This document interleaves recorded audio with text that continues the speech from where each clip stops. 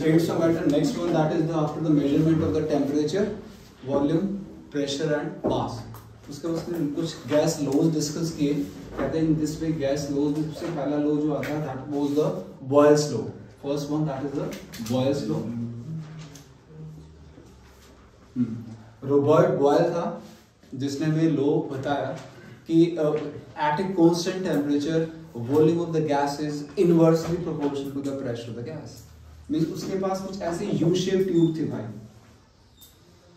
और उसने क्या किया उसके अंदर, उसने अभी ना मरकरी को फिल किया, या मरकरी फिल करता है, जैसे जैसे मरकरी का लेवल इंक्रीज करता, ये लेवल ये जो था ये वॉल्यूम था ये कम होता चला गया, फिर इंक्रीज किया और कम हो गया, फिर इंक्रीज किया, इसमें मरकरी को यहाँ से मरकरी डालता जा रहा, तो ये जो था डिक्रीज होता जा रहा था.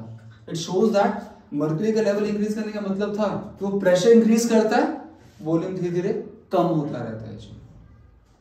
Robert Boyle have just U shape tube are there. हाँ जी, उसने उसमें मरकरी फिल करना शुरू किया. कहता है जी जैसे जैसे मरकरी फिल करता रहता हूँ ये जो आपका स्पेस है ये क्या डिक्रीज होता रहता है जी. And the result was that कि volume is inversely proportional to the pressure. Volume is inversely proportional to the pressure at a constant temperature.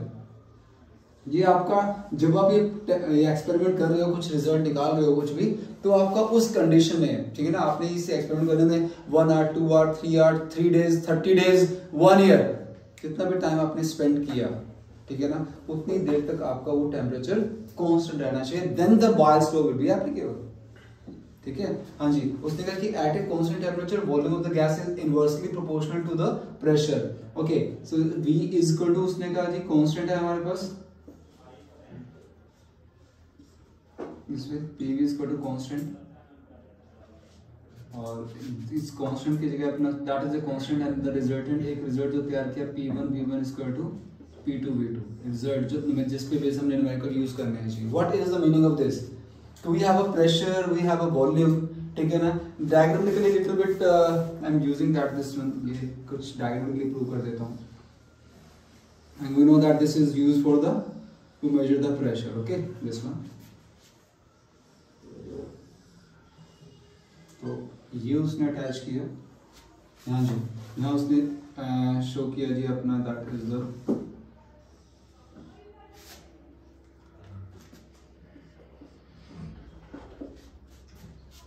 in this way.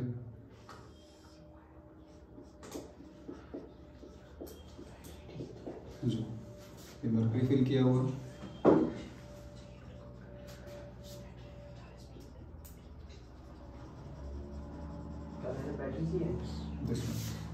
Wait डाल रहा है अपने पिस्टन है, एक में एक वेट डाला मैंने अपना, ठीक है ना, एक पिस्टन दिखा रहा हूँ सिंपल, इसमें एक वेट मैंने पुट किया और उसमें 2 वेट डाल दिया. नेचुरली बात है कि 2 वेट डालने के बाद ये प्रेशर बढ़ा दिया, प्रेशर बढ़ा दिया तो वॉल्यूम कम हो जाएगा. इधर एक वेट था, प्रेशर कम डाला है जी तो वॉल्यूम ज्यादा है. तो यहाँ उसने जो मेजरमेंट बताई कि यहाँ पर जी हमें जो वॉल्यूम दिया गया था it becomes 500 centimetre cube and the pressure becomes we can say that is the 200 mm. ये जो डिफरेंस है जी हमारे पास इसमें हमें मिल रहा है जी दैट इज 200 mm प्रेशर मिला. प्रेशर बढ़ा दिया and then volume it becomes that is the 250 centimetre cube. Volume pressure बढ़ा तो वॉल्यूम कम होगा, वॉल्यूम कम हुआ that is 250 centimetre cube, then pressure becomes that is the difference 400 mm. So we can say that this is the volume V1, this is the pressure P1. Pressure increases, it becomes volume V2 and the pressure P2. Put the value here, formula apply the P1 V1 is equal to P2 V2. हाँ जी, P1 कितना है मेरे पास 200 है, V1 कितना है जी 500 है, P2 कितना है 400 है, V2 कितना है 250. This is the P2, this is the V2, this is the P1 and this is the V1, right? So what is the resultant here? 10,000. 1 lakh. So it shows that what is the कि जिस वे से मैं pressure increase करता जा रहा हूं अपना, हाँ जी प्रेशर बढ़ा रहा हूं, कहते हैं कि वॉल्यूम डिक्रीज होगा आपका, बट जो दोनों का प्रोडक्ट है दैट रिमेन कांस्टेंट. 1 लाख हाँ जी, अब 200 कर देता हूं तो इट बिकम्स प्रेशर 500, 150 तो उसके अकॉर्डिंग वो तो इंक्रीज तो चला जाएगा, बट जो तुमको प्रोडक्ट मिलना है जी पीवी रिमेन कांस्टेंट। और ये कब तक, मैंने इसको 10 बार अटेम्प्ट किया, 10 times I am attempting this experiment, कि मैंने 1 weight, 2 weight, 3 weight, 4 weight, pressure बढ़ता गया, प्रेशर बढ़ता गया, वॉल्यूम कम होता चला जाएगा, प्रेशर इंक्रीज होता रहेगा। दोनों के जो प्रोडक्ट चेक कर रहा हूँ वो प्रोडक्ट मुझे 1 लाख 1 लाख 1 लाख 1 लाख कब तक मिलेगा, जब तक मैं टेम्परेचर को कांस्टेंट रखता हूँ। जैसे टेम्परेचर मैंने this experiment proceeds suppose that कि 300 केल्विन में लेके चला, मैं ये टेम्परेचर रिएक्शन में 300 केल्विन पे कर रहा हूँ, सिंपल रिजल्ट 1 लाख मिल रहा है। टेम्परेचर चेंज कर दिया, 310 कर दिया, हाँ जी, तब उस केस में आपको 1 लाख नहीं मिलेगा, वैल्यू वेरी कर जाएगा। If you want the result is 1 lakh, तो जी आपको जितनी बार भी अटेम्प्ट करना है आपने ये एक्सपेरिमेंट, ठीक है ना, 1 लाख, तो आपको टेम्परेचर 300 केल्विन ही रखना है। देन आप चाहे उसको 20 टाइम्स करो, 50 टाइम्स करो, 100 टाइम्स करो, आपको 1 लाख ही मिलने वाला है। जहां टेम्परेचर में वेरिएशंस आई, then the Boyle's law will not applicable. वो एप्लीकेबल ही कर दिया, वो डेफिनेशन स्टार्ट यहीं से करता है, at a constant temperature the volume of the gas is inversely proportional to the pressure. Clear? Okay, so that is a Boyle's law explanation. Sir ये जो लॉ है ये सिर्फ गैसेस स्टेट में एप्लीकेबल? गैसेस सर टेम्परेचर से क्या gas laws are there ना, specially mention the gas laws, right, just applicable in the gases. And then sir temperature से फर्क क्या पड़ेगा? हाँ, टेम्परेचर से उसमें मूवमेंट्स, एनर्जी गेन करनी है ना पार्टिकल्स, तो उसके अंदर सारी कहानी चेंज हो जाएगी हमारे पास।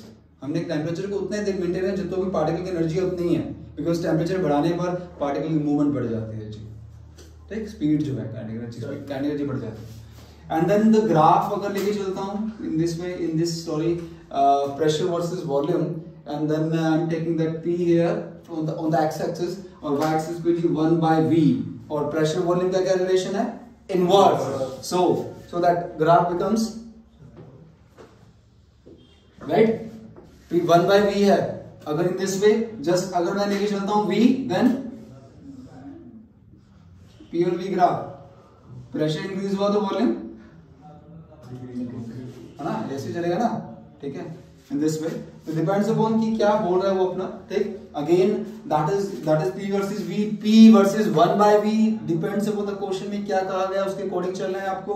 हाँ जी, एक और जो स्टोरी बताएगी इन this way, this is the I am increasing the pressure right now from that is 200 हुआ, 400 हुआ, तो इस मैं इधर इसको मैं अपना दैट इज द PV लेके चल रहा हूँ, इधर मैं अपना प्रेशर इंक्रीज कर रहा हूँ, प्रेशर यस, ये प्रेशर है आपका, हाँ जी। तो ये ग्राफ T1 पर, this graph for the T2, हाँ जी। मीनिंग मतलब what is the meaning of this, P versus PV, P versus PV। इस वाले एक्सपेरिमेंट में कैन से दैट प्रेशर जी पहले मेरे पास कितना 200, बाद में 400, बट जो प्रोडक्ट पीवी मिल रहा है कांस्टेंट मिल रहा है, हाँ जी। मैं रिएक्शन कर रहा हूं, मैंने रिएक्शन जो स्टार्ट किया वो किया 300 केल्विन पर, तो this is the my graph, ठीक है ना। कार्तिक ने रिएक्शन स्टार्ट किया 350 पर, उसका टेम्परेचर T2 था, हाँ, तो उसने 350 मेंटेन रखना है, तो उसको अपनी उस पे स्ट्रेट लाइन मिलेगी जी, उसका पीवी सेम आने वाला है, उसको उसी टेम्परेचर पर। शोज दैट कि एक स्पेसिफिक टेम्परेचर पर जी आपने जो एक बार रिएक्शन स्टार्ट कर दिया जिस टेम्परेचर पर, ठीक है ना, तो वो उस टेम्परेचर पे पीवी आपको कांस्टेंट, तो that is the straight line, shows that pressure बढ़ता जा रहा है, इट शोज दैट प्रेशर बढ़ रहा है। ये देख रहे हैं 200 से 400 प्रेशर बढ़ा था ना, बट जो प्रोडक्ट था वो क्या था, वो तो सेम था, पीवी क्या था, सेम था, that's why graph line is same going on. PV जो चल रहा है वो सेम चल रहा है, प्रेशर बढ़ता जा रहा है, पीवी सेम चलता रहेगा। कंडीशन इज दैट कि मैंने एक्शन स्टार्ट किया T1 पर, that is for me, and Kartik ने स्टार्ट किया T2 टेम्परेचर पर, उसके लिए that is A graphical story लेके चलिए विद रिस्पेक्ट की बॉयल्स लॉ के कंसर्निंग में ग्राफ क्या रहेंगे, राइट। एंड देन एक रिलेशन असाइन करता है कि what is the significance of Boyle's law, Boyle's law का सिग्निफिकेंस क्या है, व्हाट इज द सिग्निफिकेंस, हाँ जी, सिग्निफिकेंस कंसर्न करता हूं।